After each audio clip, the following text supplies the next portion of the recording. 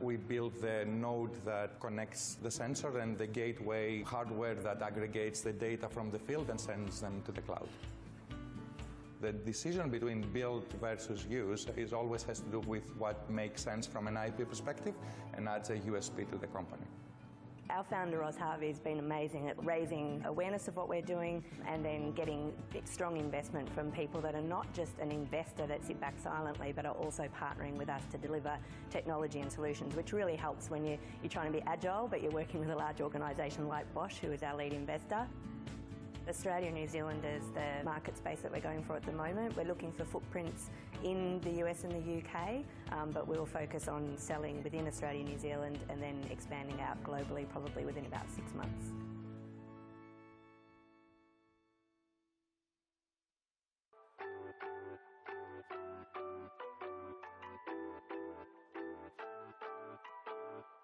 So this glorious beast you see before you is the Trek Supercommuter Plus 7.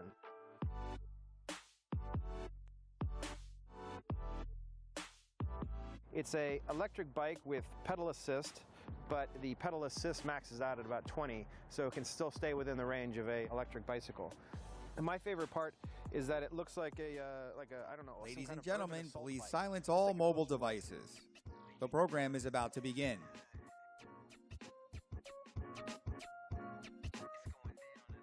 I really like how this bike is put together, and I really like the replaceable battery. That's massively important for a bike like this. If you can't swap out the battery, especially if you're at work, it takes about an hour or two to really charge up. It's got these massive 2.4-inch tires, Shimano Dior shifters on the front. You also have a Shimano HG500 10-speed cassette on the back.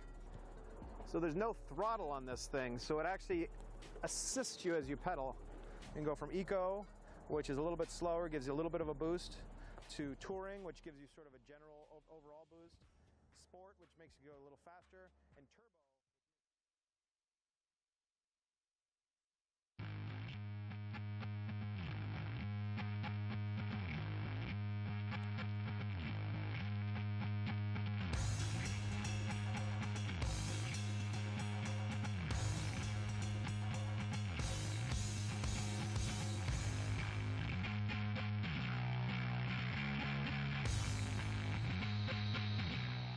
Ladies and gentlemen, please take your seats. The program is about to begin.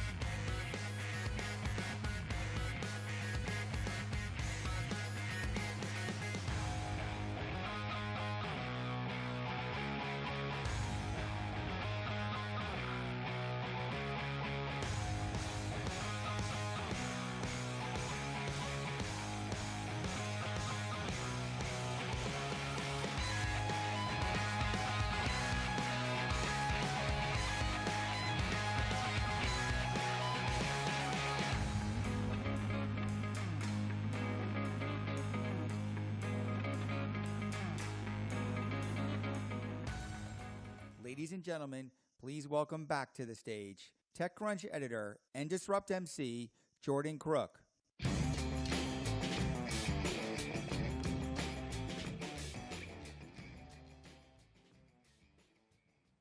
Hello? There, oh, we made it work. Okay, so before I make the real introductions for our next panel, I thought I would introduce a new member of the TechCrunch family. This is Hayes Burr Davis, and we really like him. And he is very excited about our next talk, because he is a ladies' man, I've learned. So with that, I'm going to bring up our next panelists. She and actually both of them did almost a very similar panel. Things have changed a lot for both of them a few years ago at Disrupt. So with that, I'm gonna hand it over to Alexia. Please welcome to the stage from Girl Boss, Sophia Amoruso, and our moderator, Alexia Benatzos.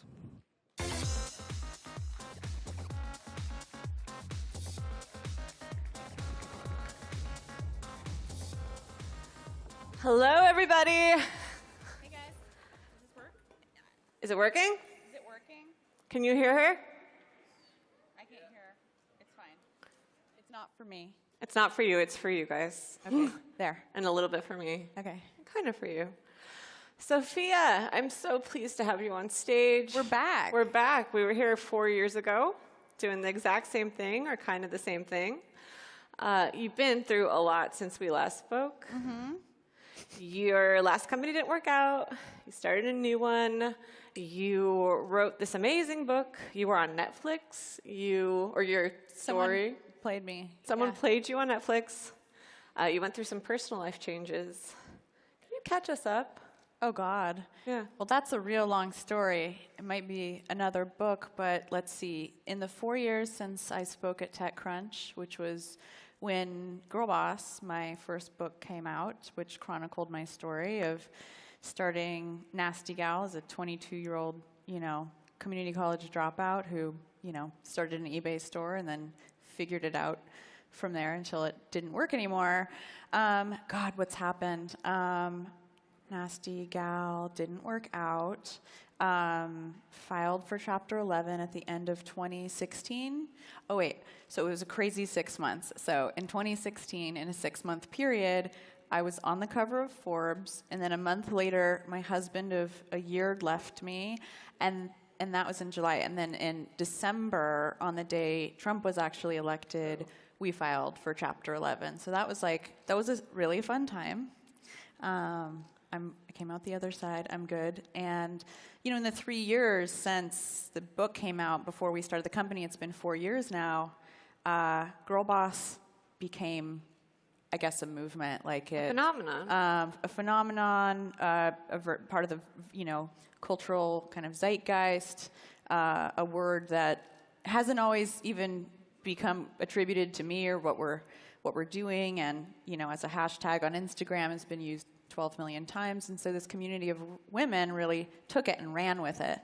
And I founded a company a year and a half ago, a few months after Nasty Gal happened, and here we are today. We're just catching the community that built itself over the 3 years before I founded Girl Boss as a proper entity. Yeah. Amazing.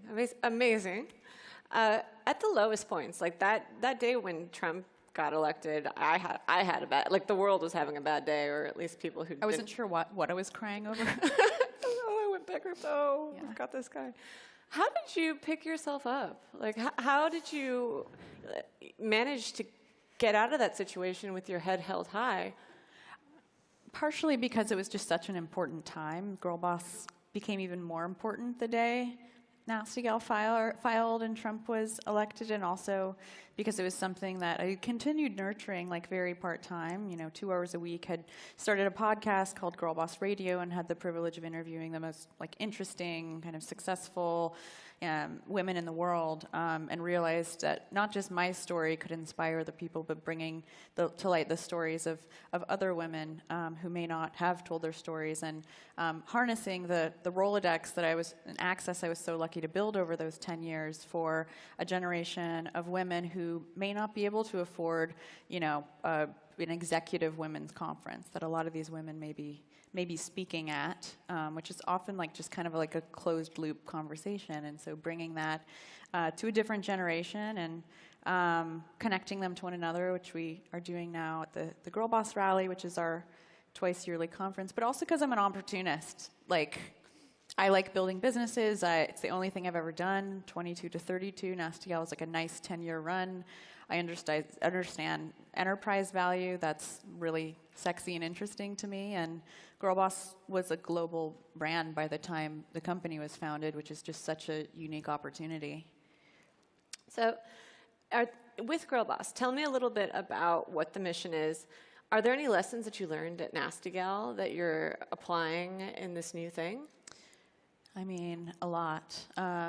Girl Boss really exists to, connect, inspire, nurture, advance women in their careers professionally, as entrepreneurs, both in their lives, in their work, within companies, starting their own companies, really in an effort to redefine what success means in this world where, you know, a bunch of white guys very long ago built industry, invented magazines that they'd put themselves on the cover of and say, like, this is what success looks like. And we're in a time where people are changing the way they're working. Of course, there's the gig economy, there's the rise of the freelance economy, there's side hustlers. Side hustlers are turning their side hustles into their front hustles. There's just this incredible array of digital tools at our disposal. I had eBay and LegalZoom in 2006, and now whether it's Gusto or Squarespace or Shopify or just a number of you know, platforms, even Instagram didn't exist in 2006, so galvanizing all of those products that allow it, you know, allow individuals to start businesses or become their own proprietors is just such an interesting time. How have you changed as an entrepreneur since we last spoke? You mentioned that in the prior conversation that you're more focused. What's helping you get focused? I'm really competitive. I have a chip on my shoulder. I really want to get it right this time. I'm very fortunate to be able to start from scratch with all of the learnings over the last 10 years that by the time I realized what I should have been doing as a CEO, it had all been spun out far too, and you know, such a huge company that undoing those things. How big was Girl Boss? Or Nasty Gal? Nasty Gal, sorry. At our peak, I think we had around 300 people. Wow. And we did over 100 million in revenue, at our peak, and we're valued at $350 million, which was just wild and probably irresponsible, but not completely my fault. Yeah, but learned over those 10 years what I should have been doing, and by the time I wanted to do it, it felt like it was a little too late, even though I tried. And so being able to apply all of those things at Girl Boss has been really like bloodletting in a way. But I work really differently. You know, I like to say this is the second brand that I've started on accident, but the first business I've started on purpose. That's a really different thing. It's your first seed round? You never raised a seed round? Never raised a seed round. I Nasty Gal? bootstrapped Nasty Gal to $30 million profitably, and then Index came in and were like, here, take our money. They built a deck for me, and we're like, take our money, and put $40 million in out of their growth fund, and it was like a huge shock to the system for me, for the company, to work as differently as you do when you have venture capital and a board and all of these things that I didn't even understand, you know, years prior to taking that money.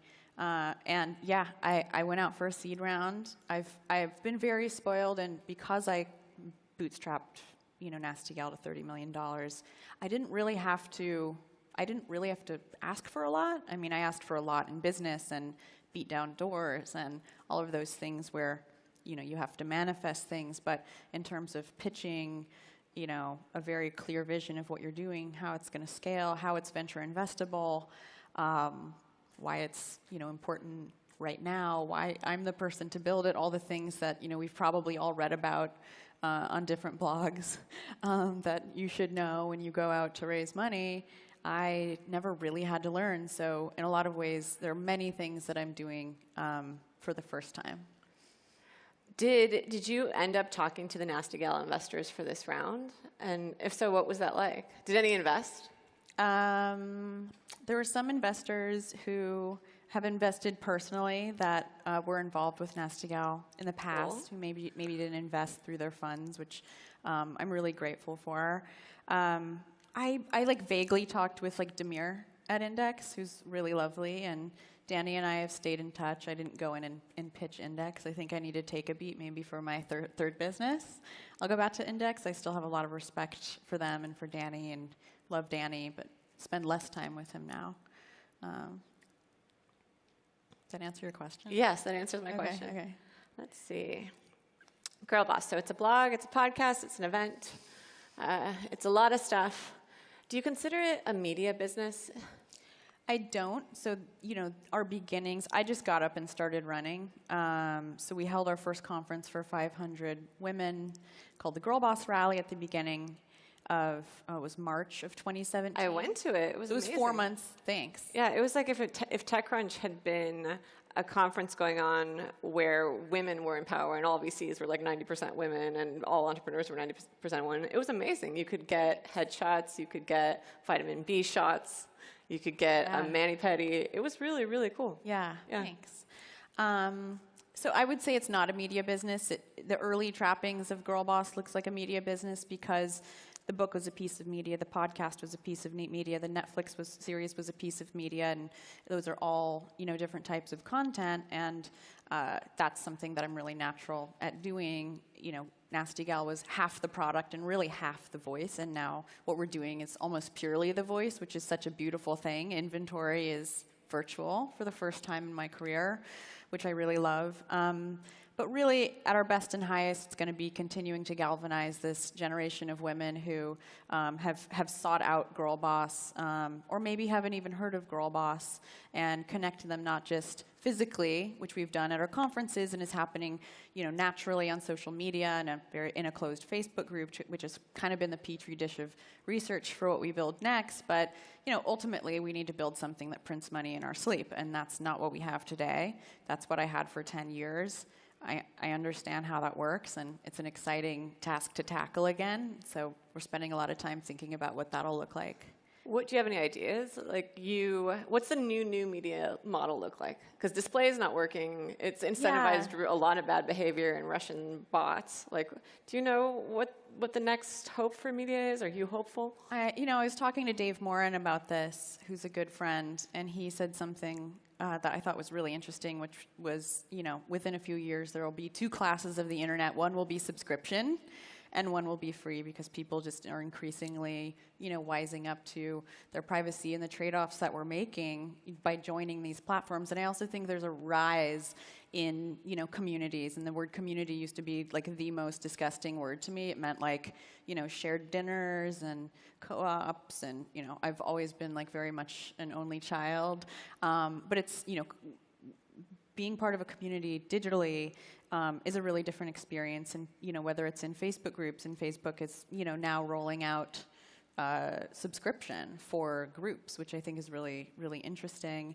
We're seeing this rise in niche but mass communities who want to congregate around some kind of context and not be just out, on these totally agnostic platforms that maybe don't have their best interests in mind. And to do that right, I think, and to have a high quality group of people, I think that will mean transacting directly with them. So you're moving off of Facebook and building your own platform. Yeah. Cool. Yeah. So it's not just you that's changed since we last spoke. It feels like the whole world has changed. Yeah. It's post-Uber, post-Weinstein, in the Me Too era. Is there something different you would do with Girl Boss if you were writing the book now or coming up with the concept now? Yeah, I think I really took for granted what was happening under the surface in culture, in different, in industries that I wasn't exposed to, because I had, of course, even here, because I never was that entrepreneur at the beginning of my career who hadn't proven myself, who was asking for things, which I am doing now, but running a company called Girl Boss, I don't think anyone's going to put their hand on my thigh. So from a empathy standpoint, that's something that I, hadn't been exposed to. And it also just seemed, and maybe, 4 years ago, it was a time where I think a lot of us, took for granted, and it seemed like we were all kind of had wised up to feminism, and maybe we're in our bubbles in Los Angeles and New York, but it became very clear that that's not the case, and that conversation has never really existed on a global scale or on a national scale, and it's been super fascinating to be part of and watch what's happening with the women's movement, and be in a time where we can talk about the things that so many women have suffered through silently, but can now, there's no answers yet, but at least getting things out into the open and understanding what the issues are is a great start. Do you think that men and women, obviously I think you think this, but do you think when we go to raise money, like, is there such a thing as raising while black woman is what Arlen Hamilton just said in another panel. Raising what? Raising money when you're a woman. When you walk into that meeting and you're wearing like a heels and a puffy shirt versus like a puffy vest. Do you think we're treated differently when we go in and ask for money? And do you have a story of that happening to you? Or It's hard to know because there's, someone's not going to say like, no, I'm not going to give you money because you're a woman. I think the era of investors saying like, well, let me go back and talk to my wife, or like, my wife really, it's like, wives are awesome, but it's like, you're the one taking a bet on me, you're the one I'd be interacting with. If you don't understand what I'm doing, that's really scary. But I haven't had an experience, but from all of the stories that, we've heard, it's pretty, it's shocking. Or maybe it's not shocking. Maybe it's something that we all knew about, and the things that are happening. And I think there's a reckoning that's happened and is happening, and we're all retraining ourselves on what we're willing to accept, and how we should treat women. Do you think it's changing towards the good, or it's just a reckoning and then it'll readjust towards where it was before? You think we're seeing more of us? I don't know if we're going to go back to where we were before. The one thing I really wish is that when I give an investor a hug, that it's not like from 5 feet away. They're like, they keep their doors open now. When Yeah, they walk into the they're meetings. just like or which is just doesn't feel that, it's like, I don't know. It's not very human. It's a little bit of it's just there's fear, which is probably a good thing. So your goal is to empower women, but you're also making money off them in some ways. How do you reconcile that? With everything we do, we're creating value. We're creating utility and things that our audience can use to level up. And if we need to make money to do that, I think that we can create a virtuous cycle. To date, we've worked with brands, and so with someone like Google, who is our largest client, we created something called the Startup Studio at the Girl Boss Rally, which had 50 Chromebooks out in a room, and this sign-up list was totally spoken for within a few hours of us posting about it on social, and it was 90-minute workshops on everything from how to create a deck in Google Slides. Is that what it's called? Sheets? Nope. Slides. To building Sheets, I think, is Excel. Yeah, to building a P&L in Google Sheets, to writing a press release, to, so real utility and education. Tactical skill. And it's like, and there's a natural integration with those brands, but there's also, with what we are doing with brands, which is only part of what we do and, very much just a part of our future, is something that very few people speaking to women can do. Like, our girl wants to learn about technology. She wants to learn about productivity. She wants to learn about saving money and, taking care of her finances and, billing customers and protecting herself legally, which, while there may be other, publishers or, conversations happening with women, their users are coming to them with a different motivation. Their users may be coming to them for pop culture news, and while what we're doing is a part of the zeitgeist, our user is coming to us with the motivation to learn exactly what we are giving her, which is unique in the world of who's speaking to women.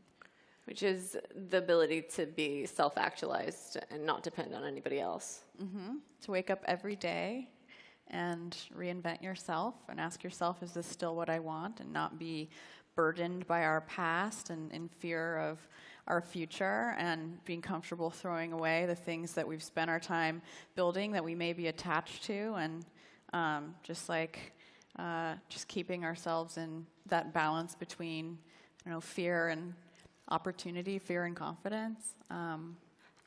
Managing to do it all with your head held high still, because you are a person in the world and you deserve a chance to learn. 4 years from now, when we're doing this interview for a third time, where do you want to be? Oh, you want to be on your third business?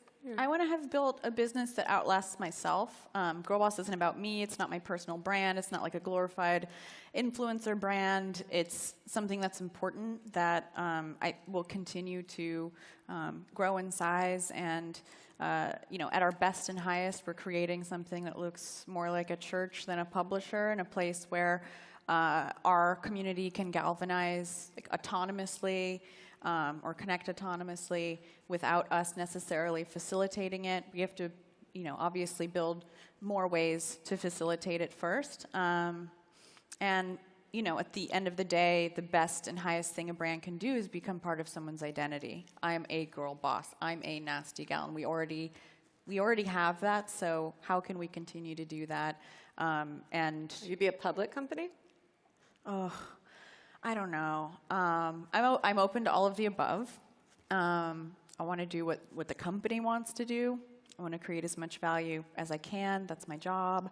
But do I want, I'm not supposed to say this, but I'm not sure what the last 10 years did to me in terms of aging. We'll see over time, but being a public company CEO, I think I've experienced enough stress, so we'll see. We'll see. Yeah. Right, well, thank you for your time. Thank you. See you in 4 years. Thank you, guys. This is wonderful.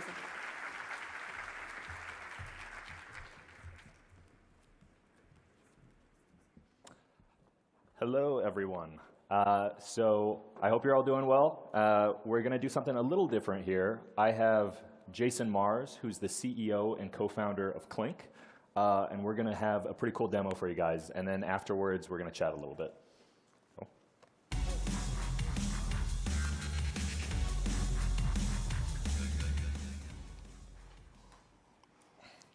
Awesome. Hi. It's an absolute delight to be here today, to spend the next 15 minutes with you guys. So my name is Jason Mars. I'm the CEO, co-founder of a company called Clink.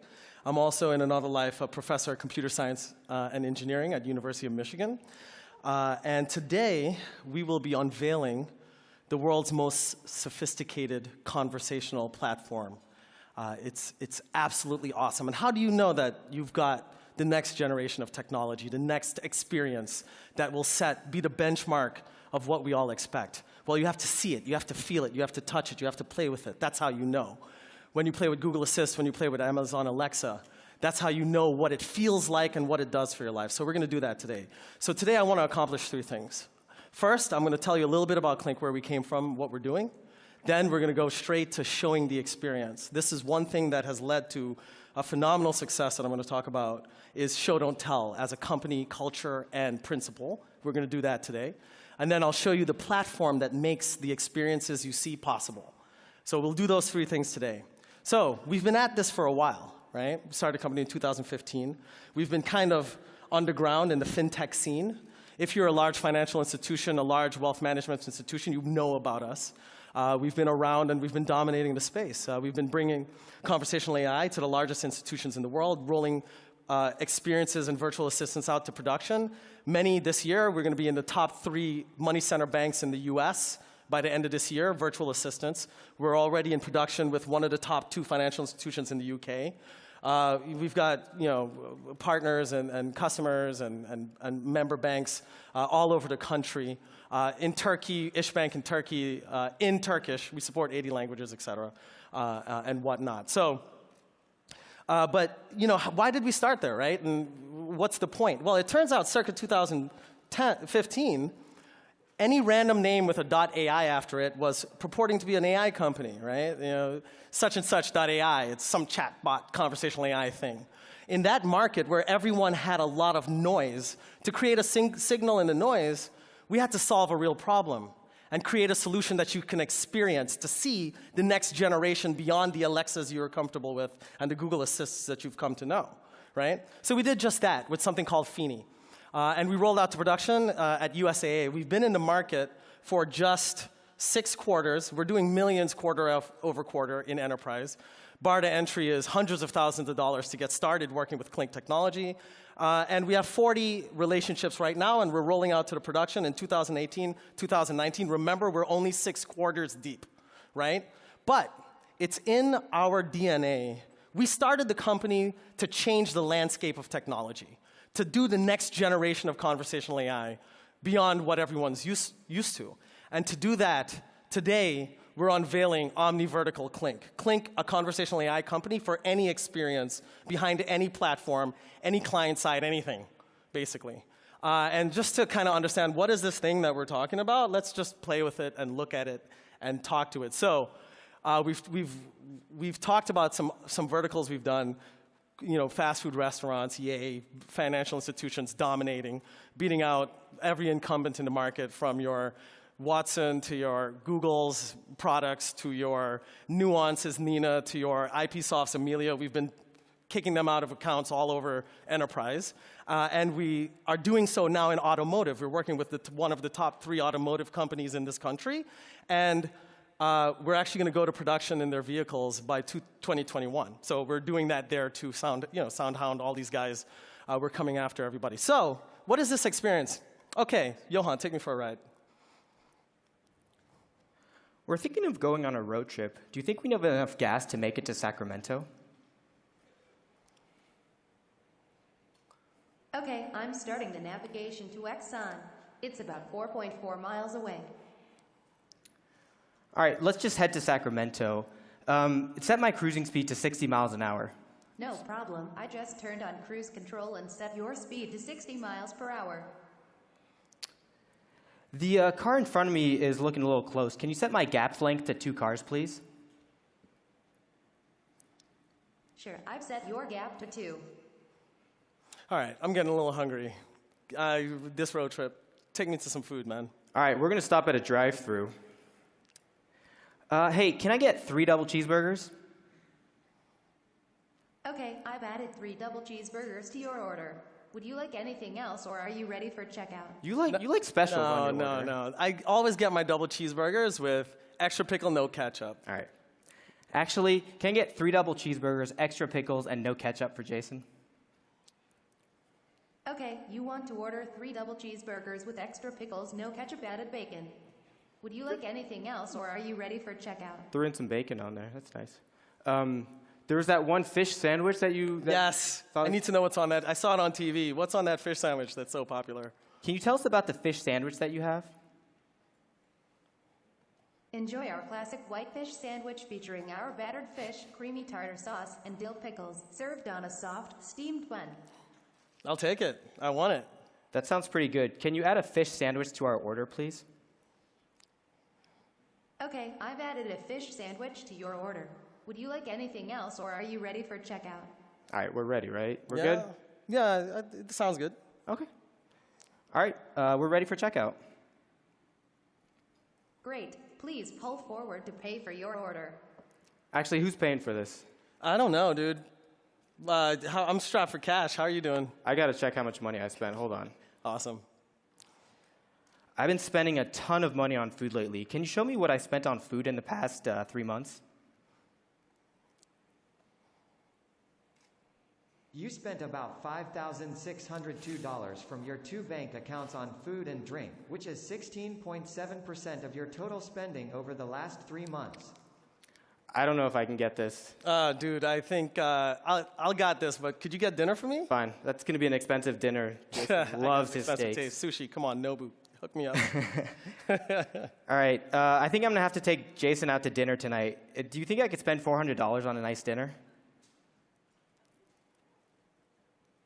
Based on your spending habits, spending an additional $400 on restaurants would put you 57.35% below your average monthly spending. This would reduce your balance to about $815. That's cool, man. Let's kick this thing up a notch. Could this fancy virtual assistant open an account for me? Let me try that out for you. Hold on. Yeah. Yeah, I want to open up a new savings account. We all got to save. Can you help me open that up? Okay, the type of account you want to open is a savings account. What is your name? I'm going to get it for you. Yeah, awesome. Use my name. So my name is Jason Mars, and I live at 426 South Main Street in Ann Arbor, Michigan. And actually, make that a credit card, please. Yeah, thanks. Let me confirm your open account request.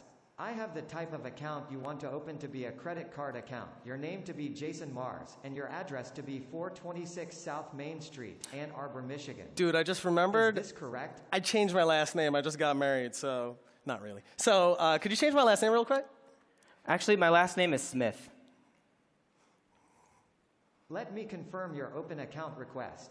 I have the type of account you want to open to be a credit card account, your name to be Jason Smith, and your address to be 426 South Main Street, Ann Arbor, Michigan. Is this correct? Yeah. Yep, that looks good. Thank you. Okay, I've completed your open account request. All right, so there's a lot going on there, okay? Now, there's a lot of really, really hard problems that has to be solved to create experiences like this. Notably, you can say a lot of messy things in a single utterance, and it's able to understand you. It turns out that just about everything else in the market uses something called parts-of-speech tagging. It creates grammars, nouns, verbs, and adjectives. It identifies those in the sentence, creates a tree, and then maps what you said against some set of known things it's looking for. However, if I told anyone in this audience I'd give you $1 million, and we got $1 million, we'll give you $1 million to tell me the last 10 verbs that I said. Does anyone in the audience think they can get that $1 million? Just tell me the last 10 verbs. Well, it turns out, nobody raised their hands, just for the record. It turns out no one learns language like that. No one thinks like that. The words are washing over you, and I'm speaking really fast, but you're understanding everything that I'm saying. Well, that's something that our technology takes in to how it's built. We've built this from scratch, years of research in the University of Michigan, turned years of product development inside of Clink to create an end-to-end system that never uses keywords, never uses dictionaries, never uses synonyms, never knows the nouns, verbs, and adjectives in the sentence, never has a structure. The words wash over our tech, which is a system of distinct neural network various recurrent neural network techniques to solve distinct problems in a system where it can understand just from data. So many of the experiences you've seen was trained in less than a week, where we'll, in our platform, we'll leverage crowdsourcing to get copious amounts of data to train these things in days so you can iterate rapidly. On the left, one of our biggest customers and one of the biggest banks in the world, on the left, they were working on a competing product, building these conversational flows that looked like that thing for fraud on the left. The Clink approach looks like on the right. There's 3 states as opposed to this thing there, right? And it turns out those 3 states give you a lot of conversational freedom. Taking that backward edge, when he was updating information, your last name is this, no, switch it from a savings account to a credit account, etc. There's only one edge that's being traversed, and we decouple dialogue management from response generation. So you can be working that edge and having a very diversified, rich conversational experience without having to go to some distinct place in some conversational flow. And when you diverge from that place, everything breaks. It's a completely different approach. Bring up the dashboard real quick, and then we'll have some questions. So this is the product. This is our platform. Every experience you've seen today was built on top of this platform.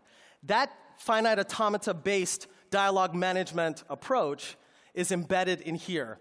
We don't have intents in our system. We have transitory classes.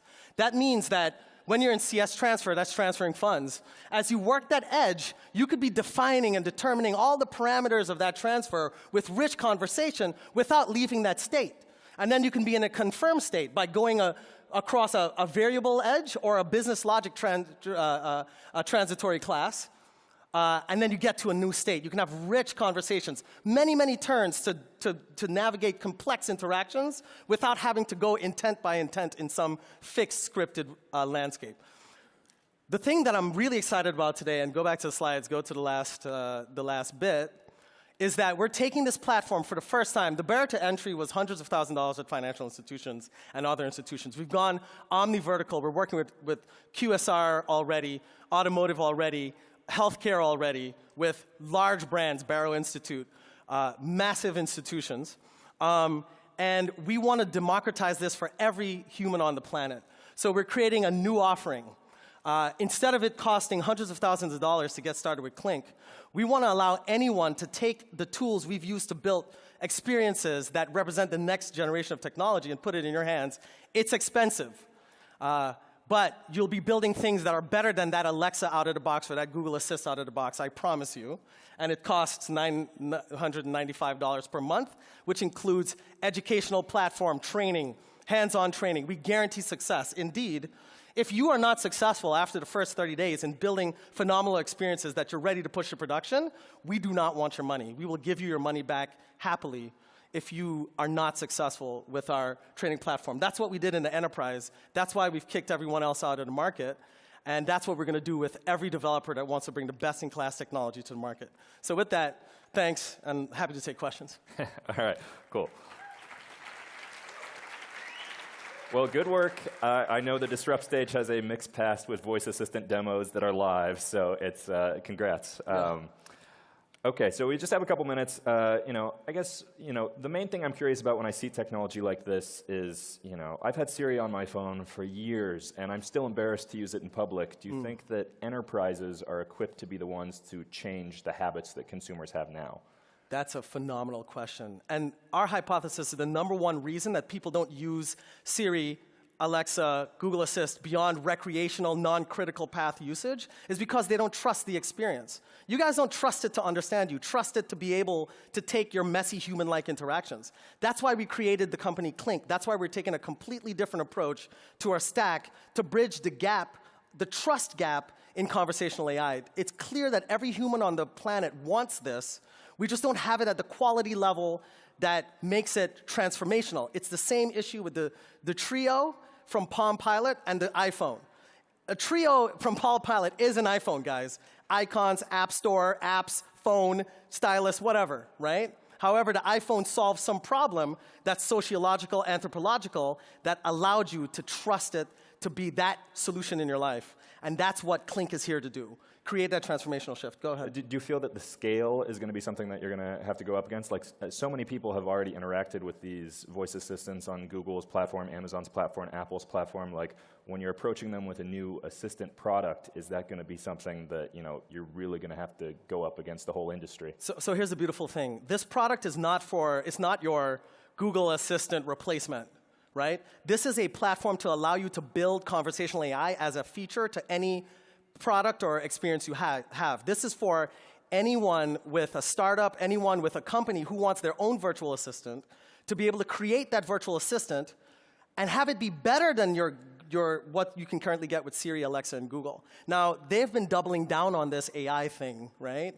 Amazon's investing more and more into the same Lex tech, in the same Amazon tech. There's tons of data that this is where the market wants to be, but we have a technological chasm that is, can we trust this thing to understand us? And that's what we're working on, and we've created an offering for anyone who wants to build their own conversational experience for their own product to do what they want as their feature.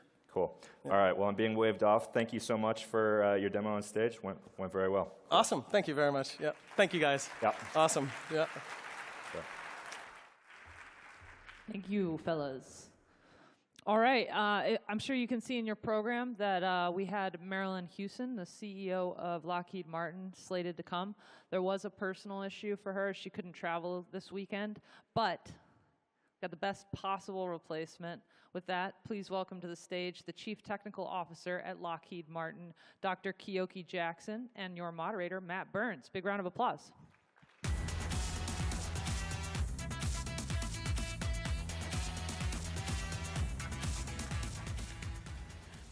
Dr. Jackson, thank you for joining us today.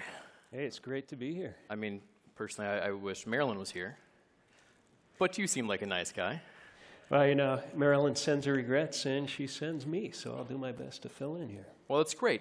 And it's interesting because Lockheed Martin has been a pillar of Silicon Valley for generations, and we brought you here to talk about that and how startups should work with you in artificial intelligence and space programs.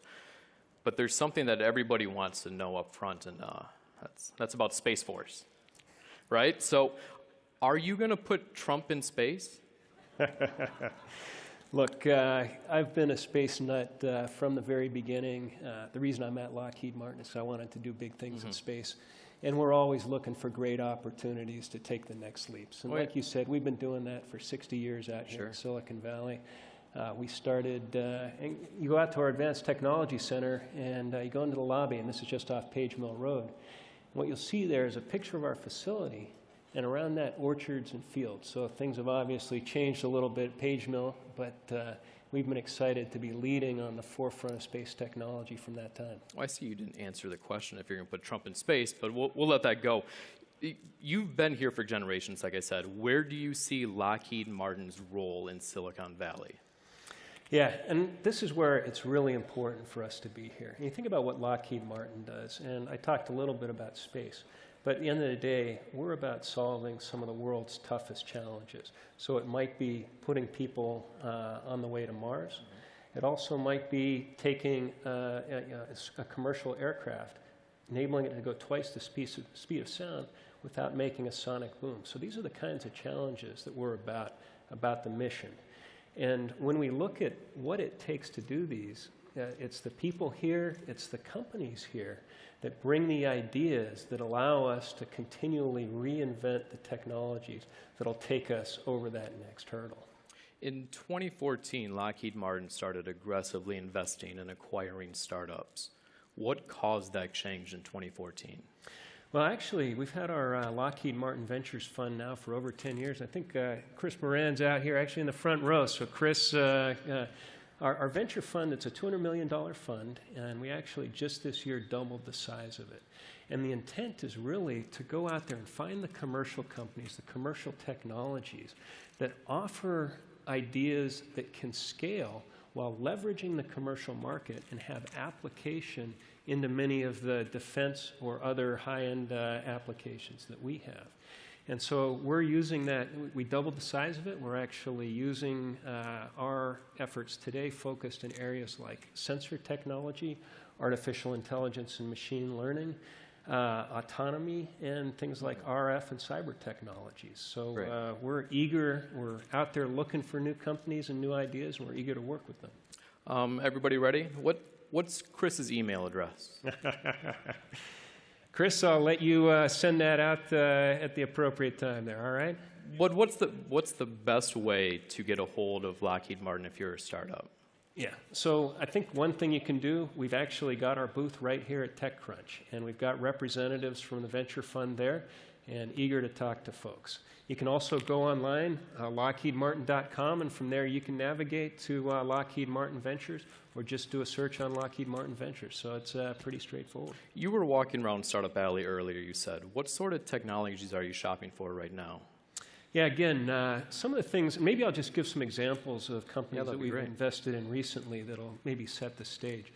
And so last year we made actually a second investment in a company called Peloton. And this is a company that is actually doing platooning and convoying of large trucks. The whole idea is, hey, if you put these in a convoy, you can save a ton of gas and a ton of money by doing these convoys of trucks.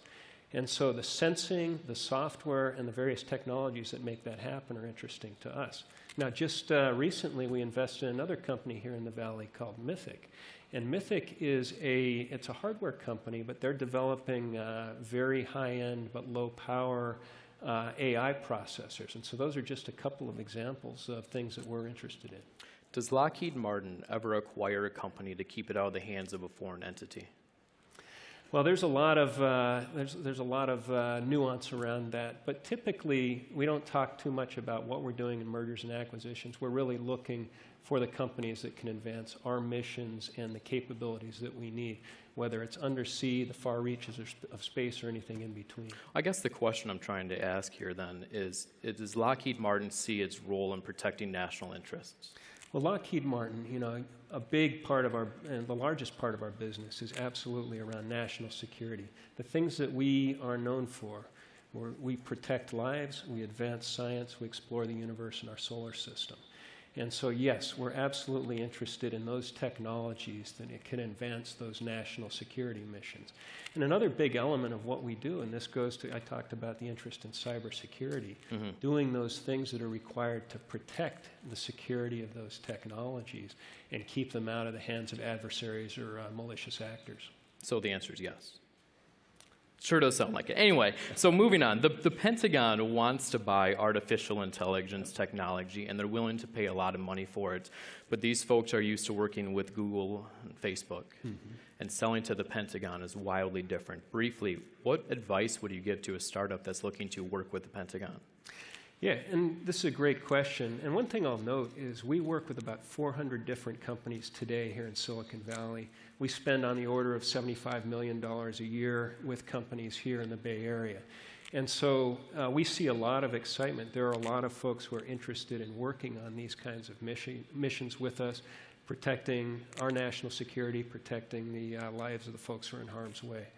A couple of areas that I'd like to mention. I already talked a little bit about Lockheed Martin Ventures, and so this is a great opportunity not only for us to provide capital, but it provides access to 50,000 or more engineers and scientists across Lockheed Martin, across our aeronautics, space, and other businesses. And so we can provide not only interesting and hard problems that have direct customer relevance, but we can provide the entree to some of those mission partners and customers. A couple other things I'd like to point out. We lead what we call the Silicon Valley Alliance. And this is actually a company where we work with small companies together with the government to bring government research and development dollars to those companies. And so we've worked with 50 companies over the last 5 years. We've actually brought $15 million together from government R&D to support new projects with those companies. And the third way that I'd like to point out, we're very strong in the mentor-protege projects with the Department of Defense and the U.S. government. And so I'll just give an example. We worked recently with a company, really interesting technology, and the application that we came up with was noise canceling on the deck of an aircraft carrier.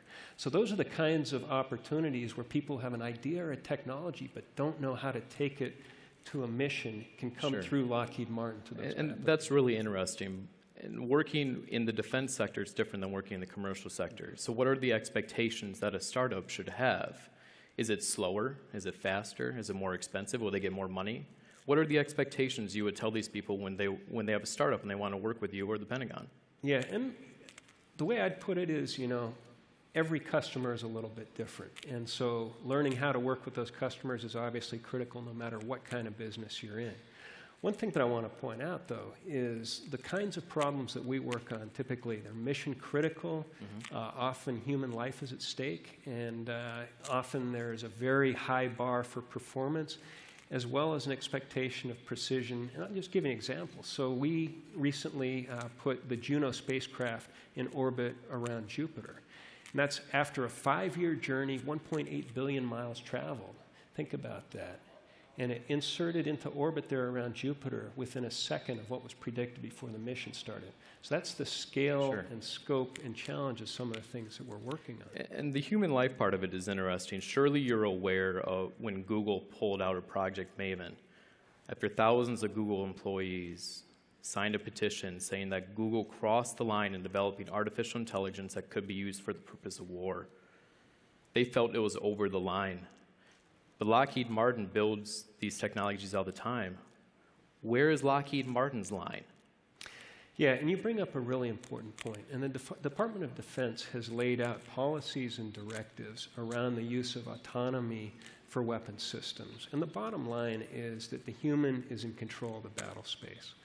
And so when Lockheed Martin works on these kinds of systems, ultimately we're using technologies like autonomy and artificial intelligence to improve human capacity, to enable the humans to focus on the things that they're particularly good at while leaving some of the lower level details to the machines.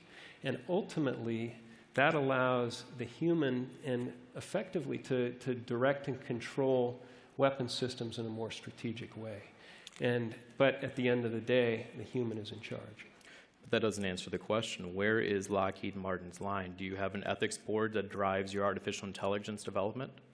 So first of all, we have a very strong ethics program, and we've actually, that's something that we have shared with many companies. It's something that we're pretty excited about. But as far as artificial intelligence, we adhere very closely to our government's rules. we do a lot of testing and we do a lot of systems engineering and upfront architecture and design work to ensure that they operate the way they're intended. Then, of course, we take the test data and the lessons learned and we continually integrate those to make sure we improve our products so that they not only meet mission needs for our customers, but they obey the rules that our customers have set out. Our previous speaker here talked about the importance of trust in AI, and I thought that was a great point to be made. This is actually one of the hottest research areas for Lockheed Martin in terms of AI, is trust, verification, and validation. Lockheed Martin's became the biggest defense contractor in the world because you have developed this technology over and over again. What would you say to a startup founder that's grappling with the thought that their technology might be used for defensive capabilities? Well, first of all, I've been very excited to work on a number of important programs that have impact not just to the entire U.S., but to the world. And I'll just give an example of GPS. So this is a military-initiated program, but it provides life-saving and day-to-day capability to people around the world. And for, maybe I'll just stick with the space theme here. Mm-hmm. You think about it. So you get up in the morning, you probably check the weather, and that comes from something like a GOES-R satellite. You're going to go and turn on the news. That's been funneled down to you by a communication satellite that Lockheed Martin built. Then you're going to say, hey, maybe I need to process some payments online or something like that. The timing is provided by the GPS system. And then on your way to work, you get in a Lyft or an Uber, again, powered essentially by the GPS navigation time. This is all before you have a cup of coffee. And so these are technologies that have true impact for the good to the world. Now, as far as defense, I mean, as I said, Lockheed Martin focuses on products that protect lives as well as advancing national security. And our hope and our belief is that there are companies here and individuals here that share that sense of mission and that sense of purpose and are eager to work on these things that not only save lives and protect nations, but enable the safety and the safe return of people who are out there every day in harm's way. There's a national security angle here, too, with artificial intelligence. The New York Times reported last week that Secretary of Defense Jim Mattis believes that the U.S.'s artificial intelligence program is lagging behind China's. Is he right? Well, I think you saw today that there's an awful lot of exciting stuff going on, and clearly there's a ton of work around the world in this area. The applications of AI are really boundless, and we do see huge investments in China, but not just in China, around the world. And so we think that this is an important area for the U.S. to continue to invest heavily in and invest with purpose and invest strategically, because it is going to be important not just to our national security, but our economic security. But is the U.S. lagging behind other countries? I think it depends a lot on the specific areas. My take is that the U.S. continues to create the most dynamic advances, the most important technologies, but this is absolutely a race, and it's something that we need to be focused on, both within the national defense sphere, but across the economy. And it seems that in artificial intelligence, that is not the only race that's going on. There's a new space race, and it's very exciting. There's clearly a renewed interest in space travel, thanks in part to billionaires. You got Elon Musk and Jeff Bezos and Richard Branson. What's your pitch to rocket scientists? Why should a rocket scientist come work for Lockheed Martin rather than SpaceX? So this is, first of all, let me say it is an incredibly exciting time to be in space. Space is the first reason I came to Lockheed Martin. Yeah. It's one of the reasons I'm still here. But it's not just about how you get to space, it's also, and probably most important, what you do in space. So I gave you a series of examples there of the things that are enabling people around the world every day. Yeah, but you haven't put a convertible in space. Yeah, but SpaceX does that. But we've put 11 missions to Mars already. We've been involved in every mission that NASA has sent to Mars. In fact, we're actually sending our next Mars mission is in flight right now, the InSight spacecraft. And that's going to be there on Mars, actually Cyber Monday this year, this November. And so those are just a few examples of what we've done and what we're doing now. But looking ahead, let me give you the example of the Orion spacecraft. And so this is the only spacecraft that is really designed for deep space, long duration exploration by humans. And that's the spacecraft that ultimately NASA is going to use to take humans to the moon, back to the moon, but out beyond, and hopefully to Mars in the not too distant future. So we've been there, and we're looking forward to going there with people. You guys have a lot of other programs, and briefly, Lockheed Martin has a new partnership with the Drone Racing League, right? You want to tell us about that? Well, Lockheed Martin, I've talked a lot about space, but Lockheed Martin has been on the forefront of flight and redefining and disrupting flight for the last 100 years. And that's whether it's the very fastest airplane, the highest flying airplane, the most maneuverability, the greatest stealth. And so now we're actually really excited to announce a new challenge, and this is in the area of applying AI and autonomy to high-speed flight. We call it Alpha Pilot. This is a partnership with Lockheed Martin, NVIDIA, and the Drone Racing League. And what we're doing is actually issuing a challenge out there, everybody in this room, but people around the world. Design the AI technology that will allow an autonomous drone without human intervention to beat the best AI or the best drone racing pilots from around the world. Many of you are probably familiar with Drone Racing League. So this is the pinnacle, right? These are drones that are flying at 80 miles an hour. They're going through incredibly complex and dynamic 3D courses. The challenge is take something and put that computing power at the edge and do it in such a way that it can beat those human pilots who train months or years to get to that level of skill. So you can learn more about this challenge online. LockheedMartin.com. No. It's on TechCrunch. Yeah. As soon as John Russell over there hits publish, it's on TechCrunch. All right. So you'll be able to find it from here. And let me just say this. We're going to be putting out there over $2 million in prizes. The grand prize winner will win $1 million. And so the challenge is out there. If you believe that AI and autonomy are going to change the world, we want you to be part of inventing it with Lockheed Martin. Well, great. We only have a few minutes left here, and I think it's really interesting. A lot of these companies are building things, and a lot of the bigger companies have programs they jokingly call it Skunk Works. You're Lockheed Martin. You have the real Skunk Works, right? So, and you're the CTO of this company. You help develop technology. How can a technology company replicate the success of the Skunk Works program? Yeah, it's funny. And so we're actually celebrating now our 75th anniversary of the Skunk Works, which is hard to believe. And for people who don't know the Skunk Works, this is the Advanced Development Programs arm of our aeronautics organization. Things like the U-2 spy plane, the SR-71. More recently, something we call Auto-GCAS. This is a technology that if a F-16 pilot becomes incapacitated at high Gs, it takes over and puts the pilot into a safe configuration. So these are just a few of the things we're working on. And so Kelly Johnson, who is the legendary founder of the Skunk Works, he once said, it's not the technologies that we develop, but the way that we develop them. And he had a set of 14 rules, and I'll encourage anybody to go to Lockheed Martin's website or anywhere out there and search on Kelly Johnson's rules.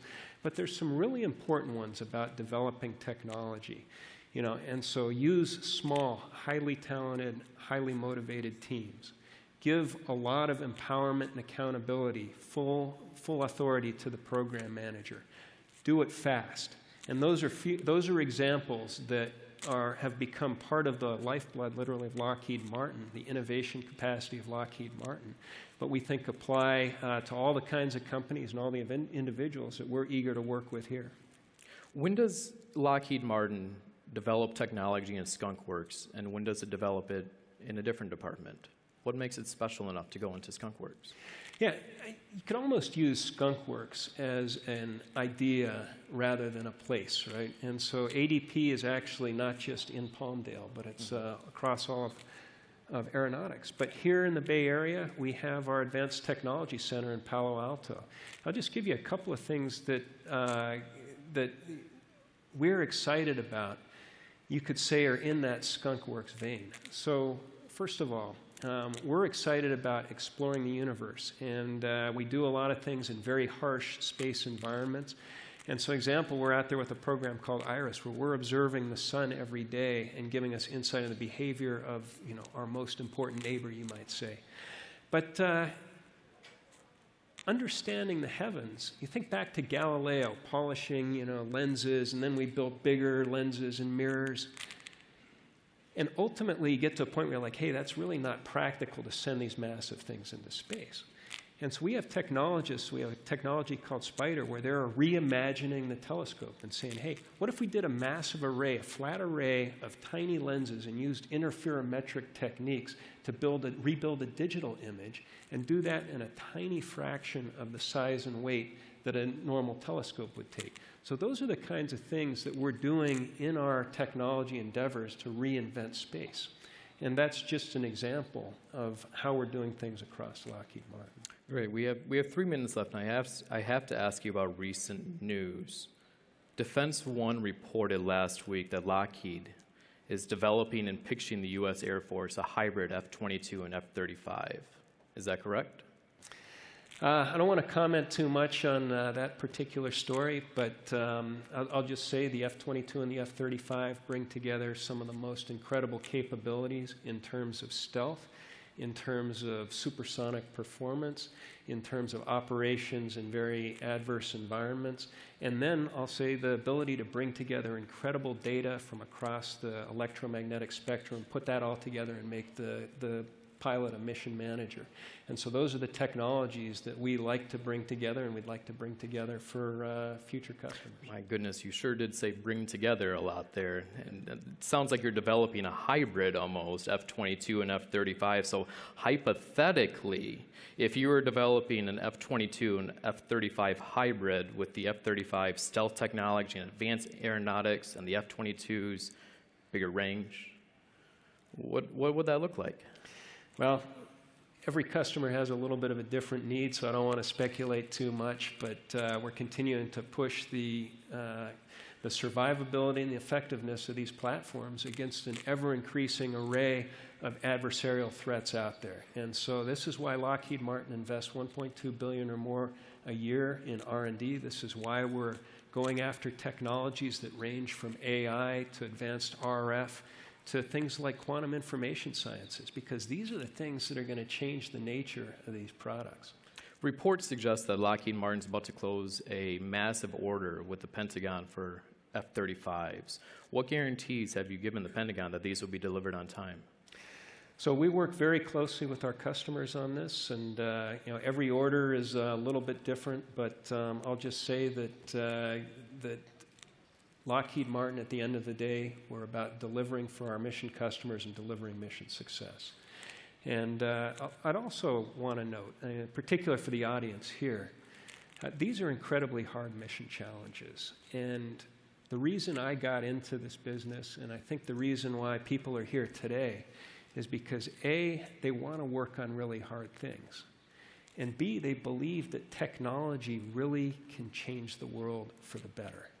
And so, you know, you kind of laughed when I said bringing things together, but I mean, that's why I'm here today, because we are looking for the people, the companies, the ideas that can help us in these challenges, whether it's protecting human lives, whether it's advancing science, whether it's building the next autonomous helicopter, or in fact, you know, taking us outside of our Earth-Moon system. We're looking for the opportunity to continue that 60-year history in Silicon Valley with the best and brightest here today. Like building an F-22-35 hybrid. If anybody wants to do that, look, we hire thousands of engineers a year. We are looking for the best and brightest, and so I'd say come and talk to us, and we'd love to get you involved in a project like that. Great. Thank you very much. I appreciate your time. Thank you very much. Yeah, go that way.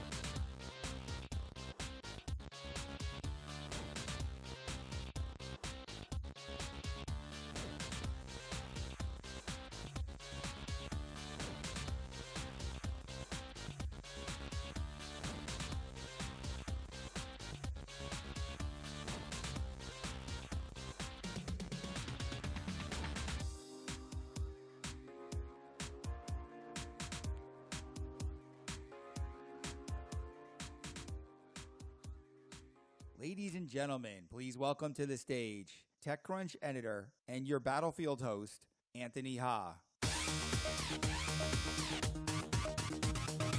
Hello, hello.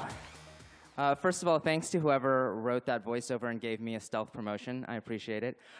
So, how many of you here have been to the startup Battlefield before? Raise your hand. All right, so mostly first-timers. Well, I'm going to tell you everything you need to know. It's very, very simple. Over the next hour or so, you're going to see 5 startups take the stage. They're going to present for 6 minutes each, and then they're going to have 6 minutes of Q&A with our expert judges. Judges are basically going to be allowed to ask whatever they want.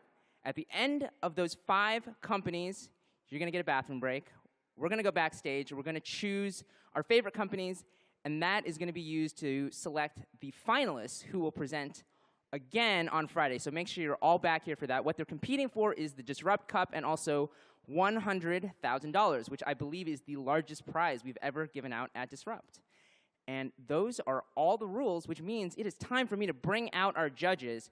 First up, we have Jim Adler, founding managing director at Toyota AI Ventures. He's also an executive advisor at the Toyota Research Institute, and he serves on the Department of Homeland Security Data Privacy and Integrity Advisory Committee. That is the longest thing in my notes. Next up, we have Sarah Goa, partner at Greylock. She spends her time thinking about B2B applications and infrastructure, cybersecurity, artificial intelligence, augmented reality, and healthcare. Next up, we have Jeremy Liu. He's a partner at Lightspeed Venture Partners. He was the firm's first consumer specialist. Before that, in the early 90s and 2000s, he worked for Netscape, AOL, and other companies.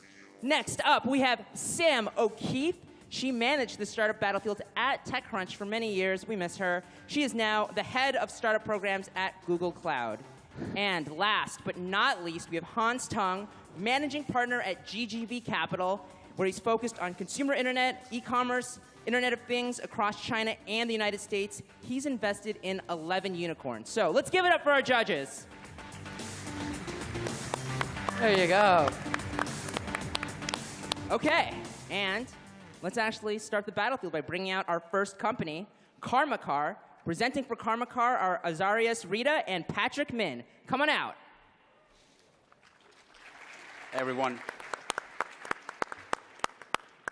91% of American households own a car.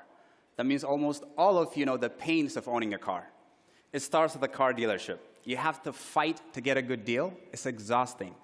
Then you're locked into 3 or 5 years of car payments. You're stuck. And then you're responsible for everything about the car: registration, insurance, oil changes. It's just too much to drive. So why do we still have the hassles of negotiation, commitment, and maintenance after 2 decades of Zipcar and almost a decade of Uber and Lyft? Because the average American commute is over 10 miles each way, and Uber and Lyft would cost thousands of dollars a month for these commutes. So ride-sharing has not replaced car ownership because it's too expensive for daily use for most Americans. So instead, car ownership is the highest it has ever been. Replacing car ownership requires a simple, affordable option for daily driving. Meet Karma. Month-to-month, commitment-free, and affordable car subscriptions. Our platform offers an all-inclusive subscription to a vehicle you keep at home. Karma is simple. Everything happens in one app. You select your car, you select your monthly mileage plan, and you're done. Insurance, maintenance, and roadside assistance are all included in every plan. Karma is convenient. When you book a car, we deliver it to you, and you keep it full-time. And best of all, Karma is flexible. It's entirely month-to-month. So we don't lock you into years of payments for a single car. So if you want a different car, maybe a truck for the winter, just change your plan. If you're traveling, you can pause your subscription. It'll be the simplest car you ever drove. Our team's technical background is rooted in the auto industry.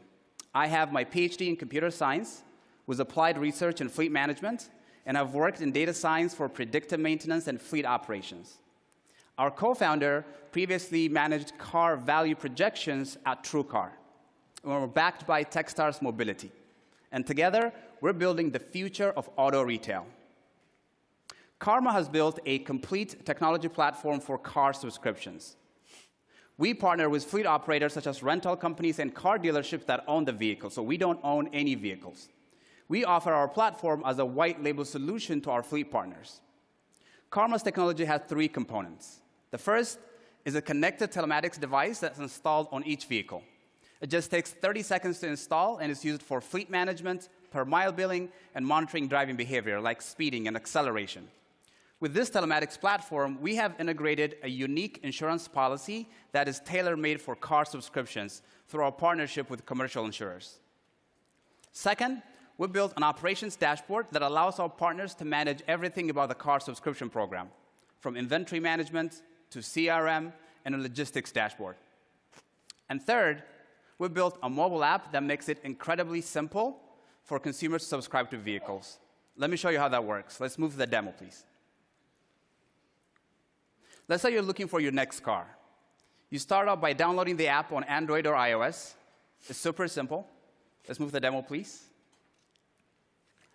And you can learn about the subscription program and search for availability in your neighborhood. To do so, you just enter your zip code, and the app will show you available cars. By selecting a car, you can learn more about the vehicle and the various subscription plans that are available for the vehicle. Looking at the plans, you might choose the 700 miles per month plan, which includes insurance and maintenance. If you drive above 700 miles during the month, there's a per mile fee, and if you drive under, you can use the next month. So it's simple and transparent. Now let's log into the app. If you don't have an account, creating one is simple. You can do so by providing your basic information and driving license. Once you're logged in, you can manage your subscription and keep track of your driving. For example, you can see how many miles you have driven for the month and how that compares with your subscription plan. And finally, when you're ready to return the car, you simply schedule it right in the app. And that's one of the best parts of your subscription. You have month-to-month flexibility. Let's go back to the deck. So to summarize, Karma is a complete technology platform for car subscriptions with integrated insurance, and we offer our platform as a white label solution to our fleet partners. We have a simple enterprise software business model, and we charge our partners a monthly fee based on the number of vehicles on the platform. Subscriptions offer just the right balance between ride-sharing, which is too expensive for daily use, and buying or leasing, which is a multi-year commitment with many hassles. And that is a big business opportunity. In the United States alone, consumers spent over $1 trillion last year buying and leasing cars. Subscriptions offer a compelling alternative to leasing, which by itself was over $150 billion last year. In our first pilots that launched in Columbus and Chicago, we signed up hundreds of customers in a matter of weeks in partnership with a rental company. And our wait list has been growing 40% each month and is currently over 1,900 people. And here at Disrupt, we're publicly launching our white label platform for car subscriptions, and we've already signed up partnerships in 4 cities, including a leasing company with over $1 billion in originations. So today we ask you this. Now that you know about Karma, why would you ever lease another car for 3 years ever again when you can subscribe to one? And if you're a fleet owner that wants to deploy your unutilized assets for subscriptions, partner with us at karmacar.com. Thanks so much. Okay, judges. Great idea. I'm just going to cut to the chase. What are your rental terms with the leasing companies? What rental terms? Do you lease it for a year? Do you lease it for a quarter? How does it work? So we don't own any of the vehicles. We only provide the technology. So the fleet operators are typically a rental company or a car dealership company.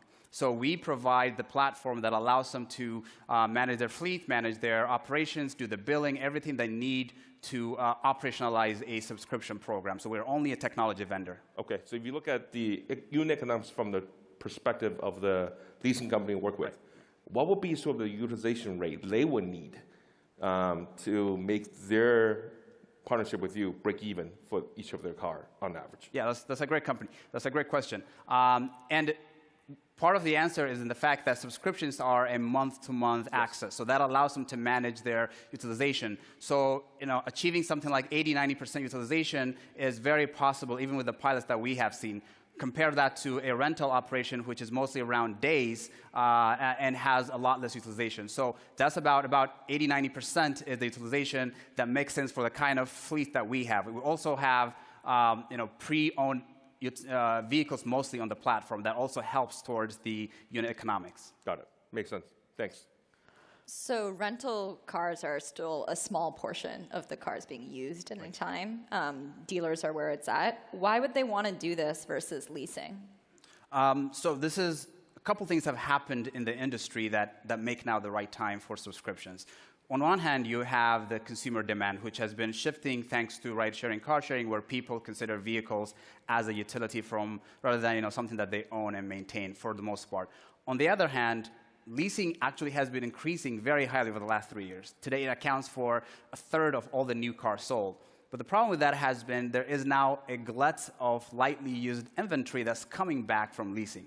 So where subscriptions make a really great sense is deploying those inventory, those assets, rather than taking them to the auction and losing money on them. So both the demand and supply, and because people want a flexible ownership model, like Uber and Lyft, but without the extra cost and the hassles, that's where subscription makes sense. And what data have you seen to suggest that people are more willing to subscribe to a lightly used vehicle than lease a lightly used vehicle? So in our operations so far, as well as in our market research, the #1 reason that people give for subscribing to a vehicle is flexibility. So it's not that they want a newer vehicle or the latest features, but the fact that they can get out of a subscription when they don't want to. Even if that's not something that they know just yet, flexibility is the #1 reason. So a lightly used vehicle, we're still talking about 2- to 3-year-old vehicle, which in today's manufacturers' products are really great. So that is the reason that we believe consumers want flexibility more than anything else. What's the trade-off? Flexibility for price? Yes. So we like to say subscriptions are 30 times more flexible than leasing, right? It's on a month-to-month basis. It depends on what the operator wants to do. But that's what you're paying for. And you pay extra depending on the kind of vehicle you're driving and the sort of term that you're agreeing to. But you're paying for the flexibility that you have over a 36-month lease, which is a typical arrangement for most people. And could you just talk about what that premium is? It depends from car to car. So like on a basic sedan, it could be about $100, $150. On a base of what? So like if you're looking at a Corolla or a Camry. Whereas on an SUV or on a Cadillac, it might be different. So it's really according to the operations. So $150 more than $300, $500, $1,000 a month? So like if you look at the overall cost of owning a car, not only the car payment, but the insurance, maintenance, everything you do, on about a $400 car, you're probably paying about $550. Between $500 and $550, which today is the margin that the operator has, which will probably go down over time. But this is what people have been willing to pay. This window between the leasing and you can also go rent for a car for $1,000 a month. But that's sort of the balance that we have found in terms of consumer willingness to pay. So it's about a 30-35% premium for the flexibility. About 20-25% is what we find out. Typically based on 550 on 400 is what you 100 over 100, 400, yeah. So, yeah. One question: you don't own the customer because it's white labeled, right? And you don't own any assets because you don't have cars. So what's to keep you from getting really your margins squeezed and not having leverage going forward as the business scales? So if you think about this business and operating subscriptions effectively at scale, it really comes down to the following. Cars are a high-value asset on wheels. They depreciate quickly. They need upkeep. And customers need to be qualified to drive and need to treat their cars responsibly. And that's where technology plays a key role. And this really boils down to fleet management on one end, so things like utilization, maintenance, and overall efficiency, as well as understanding the value cycle of the vehicle, depreciation, residual values. And that's exactly the background that we bring and are building into the subscription platform. Who owns the data?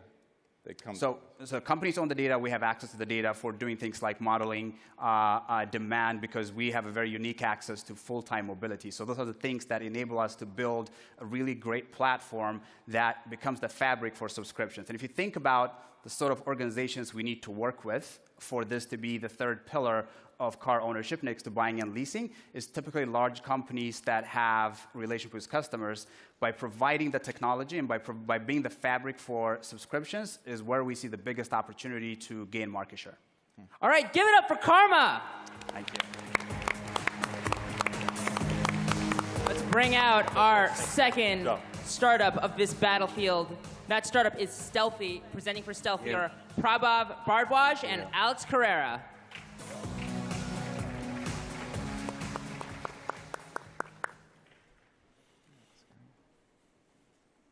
You don't own your data.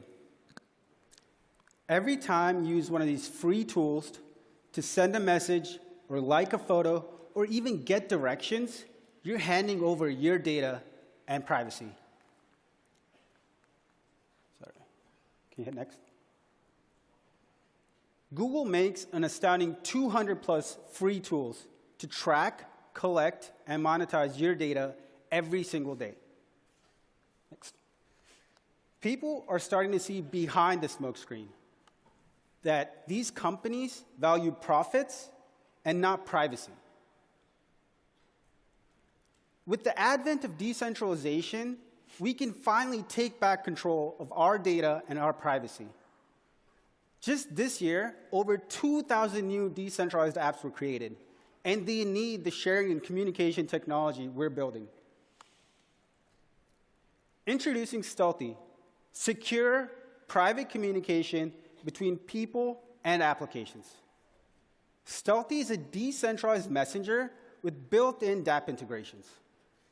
Think WeChat, except decentralized, secure, and without censorship from big governments or corporations.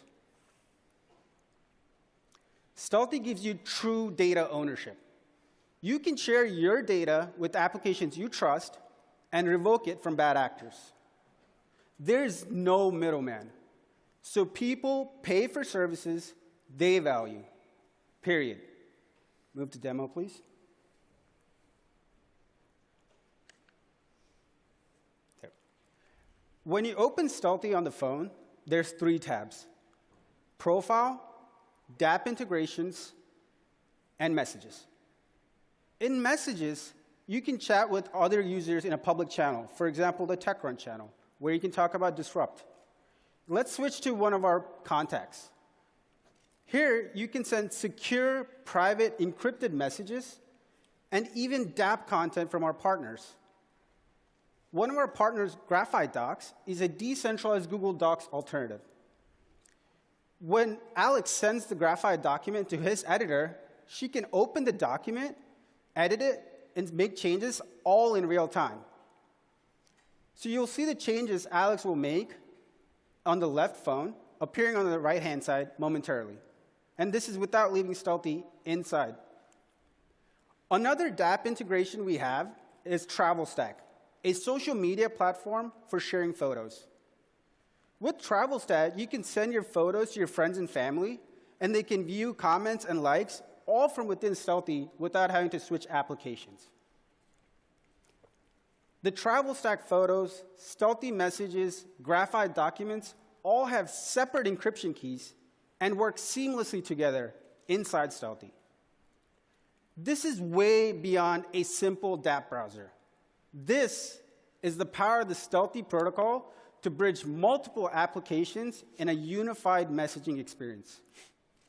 Presentation, please. Our protocol only touches the blockchain for verifying identity. Everything else is off-chain. So this gives us near identical performance as centralized services with the benefits of decentralization. dApp developers can use our protocol to bring their web experience to a mobile environment with an existing network of users. Centralized competitors like WeChat are notorious for censorship. In this image, the message on the left never gets to the recipient on the right.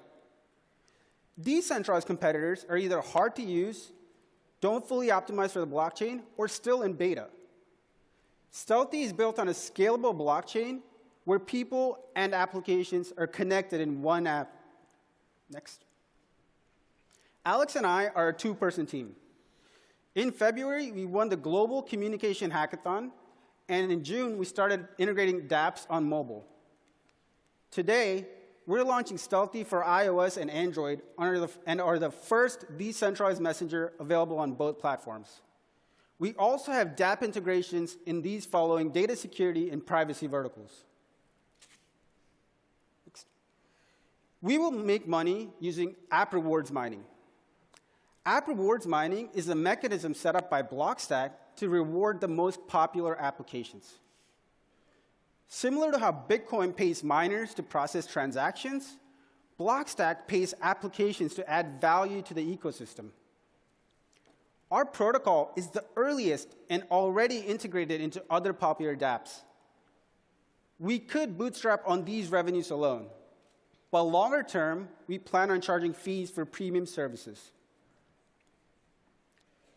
Blockchain technology is entering a period of massive growth and potential. Think internet in 1994. Our technology doesn't simply proclaim, don't be evil, but is built on paradigms that can't be evil. Centralized companies will continue to destroy our privacy and infiltrate every aspect of our lives. See the 2016 elections, for example. That's their business model. The choice is ours.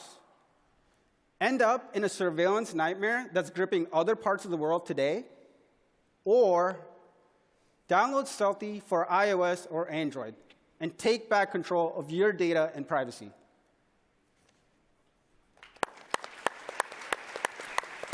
Judges. So I'll kick this off. As a recovering data broker, I'm a fan. I want you guys to win. The challenge I have is, what do you think these privacy concerns that you highlighted and censorship concerns, which are spot on, can really overcome the lock-in that we all have to these services that we use every day? And how do you erode that advantage? Sure. So you'd be surprised.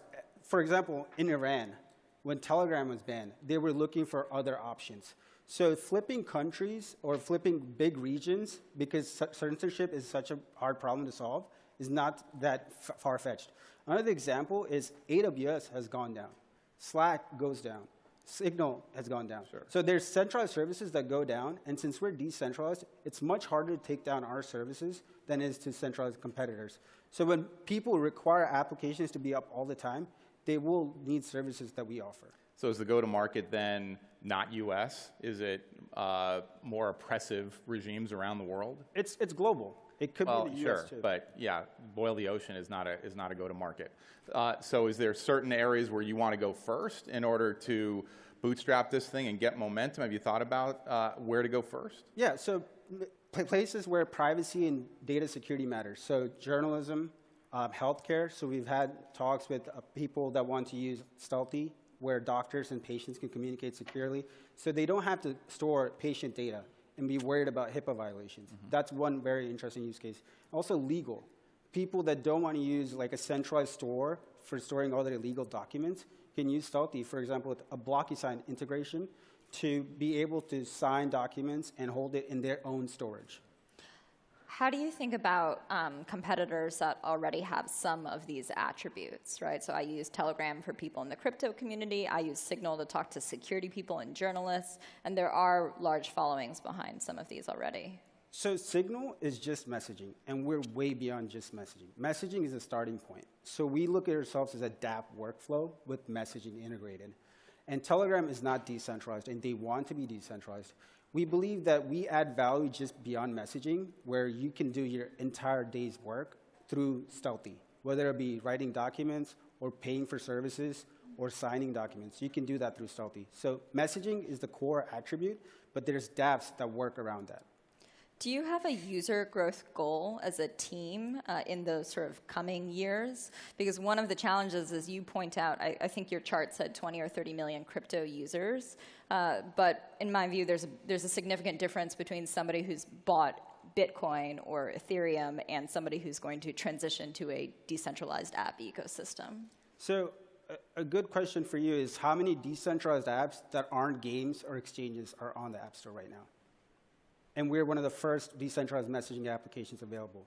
And all these people that are buying crypto and they're getting involved in the decentralized space don't really have live working applications to use. And they have one with us.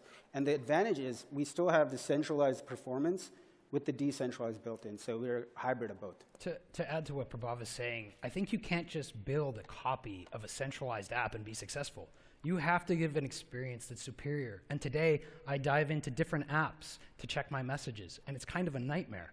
And if we all work together and have an experience where you can go to this app and share that data, and you don't have to jump around, that will be a better paradigm to operate under. Kind of like Jabber was in the early days, but now integrating app data as well, yet secure, so that if one happens to get breached, it doesn't get infected across the board like a centralized service. But to Sarah's point, even at the protocol level, there's Whisper and there's Matrix, and so there's these other protocols that are also competitive. And so how do you stack up against them?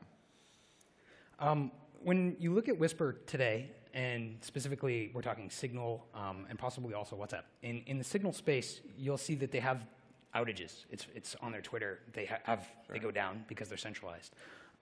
With WhatsApp, again, the encryption might be searchable in a sense. So your data, even though the incomplete encryption is not visible, the complete conversation, portions may be, and your data may be sold.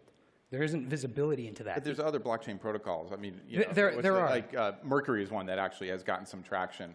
And so at the protocol level, it's sort of this Tower of Babel that you all are vying for that attention. And how do you break through? Well, there's a difference in the blockchain you choose, right? So, if, for example, a good parallel is Status, who's building on Ethereum's blockchain, and it's an on-chain first blockchain, right? And we're off-chain, so only identity and storage lookup is stored on the blockchain. So our performance is significantly better. Another competitor is Adamant, who has their own blockchain, but every message takes 2 to 7 seconds to be delivered. And that's not, people aren't going to switch to a decentralized application and sacrifice the conveniences that they are already used to. But with our application, you don't have to sacrifice that. And you can be secure in the fact that your storage and your data is not being sold and sold for ads, for example. Any last quick question? I had a question on, oh, this is quite loud.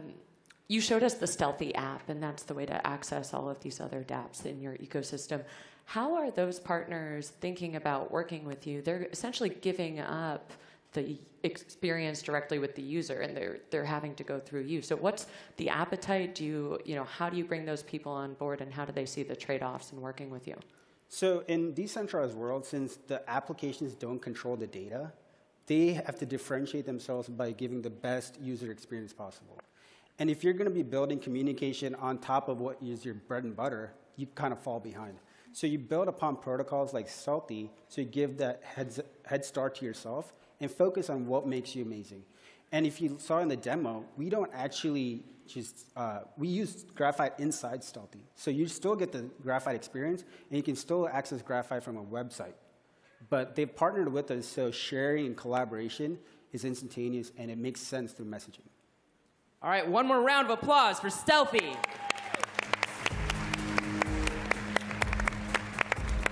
Thanks, guys. All right, let's bring out our next startup, DID. Presenting for DID are Gil Perry and Masha Blender.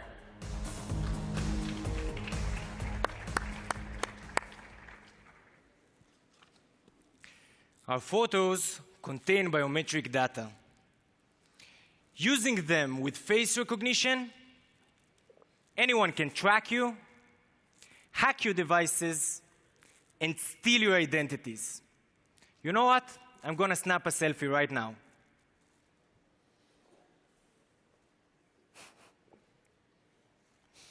We are DID, and we developed an AI to protect organizations' databases. We protect their photos and videos from face recognition while keeping them similar to the human eye. The face recognition market is booming, and whether you like it or not, it has made our faces our identifiers. Face recognition is widely used in the US. Retailers are using it to analyze our shopping behavior. Our age, gender, and ethnicity been identified for marketing purposes. And it is also used by banks, social networks, and even in our phones. Governments use face recognition to identify people in protests. and some are even using it to rank their citizens' behavior. We've moved too fast with facial recognition, and it is now a threat to a fundamental human right to privacy as declared by the UN. Now, privacy regulations, such as the GDPR, are excellent policies, and they address facial images as the most sensitive personal information, which organizations must protect, because otherwise they will be facing huge fines and lawsuits. Now, almost all companies store photos of our faces, and they must protect them. Because unlike passwords, you can't change your face. So reality is scary, right? Well, that's about to change. Let me introduce DID, the same photo without your face print. A DID-protected photo is visually similar to the human eye. However, face recognition algorithms can't place it. Also, you cannot decrypt it or reverse engineer it. It's like a one-way function. Our proprietary algorithm combines the most advanced image processing and deep learning techniques to resynthesize any given photo to a DID-protected version of it. Let's move to the demo, please. On the right, you can see the selfie I just took. And on the left, my Facebook profile photo, not protected. Now, Yoav is using Microsoft's face recognition algorithm, which is widely used by Fortune 500 companies, to try and recognize who is in my selfie. And as you can see in the small letters below, Microsoft has successfully recognized that the person in my selfie is the same one as in my Facebook profile photo. And Microsoft can now safely declare that the person in my selfie is me, Gil Perry. Now let's see what happens when we replace my Facebook profile photo to a DID-protected version of it. You are about to witness the future of privacy protection. Show them. Now, you probably didn't notice any difference. That's amazing. That is. Wow. Who is that guy? For AI, there was a huge difference. And as you can see in the small letters below, Microsoft now thinks that these two faces belong to two different people. They didn't recognize me. And what about Amazon? Didn't recognize me as well. DID is the first and only available solution in the market to protect against face recognition. Let's move back to the presentation, please, and I'll talk about the market. Let's move to the presentation, please. Our first customers are those who store your photos. Cloud storage, social networks, banks, healthcare, and biometric databases of governments. Using DID, these organizations can comply with regulations, prevent crippling fines, be privacy leaders, and most important, they can guarantee their employees and customers privacy and security. With annual pricing ranging from $40,000 to over $1 million for large enterprises, a conservative analysis for market size is $6.4 billion. And our first customer is Cloudinary, an image and video management solution which stores photos of more than 350,000 companies, more than 22 billion media assets. We've also signed agreements with top players in the finance and automotive industries. I'm happy to announce today that we are publicly launching DID, and our software will be available as SaaS and on-premise solution. Our business model is annual licensing and pay-per-use. We are Y Combinator alumni, and our team consists of the top deep learning, computer vision, and image processing experts in Israel, which all hold master degrees and PhDs, like Dr. Yoav Cohen over here. And while serving in the Israeli Special Forces and Intelligence Corps, my co-founders and I were not allowed to share photos online for security reasons. And today, everyone must deal with this problem. Now is the time to protect your data, and DID is here to make sure it happens. So join us. Visit DID.com and be privacy leaders. Thank you. Judges. So as someone with a forgettable face, I'd like to keep it that way. But how do you keep up? It seems like it's an arms race, right? Today, Microsoft can't match, but they're changing. AI is changing. AI is becoming more like the human mind. So as these technologies advance, how do you maintain the competitive edge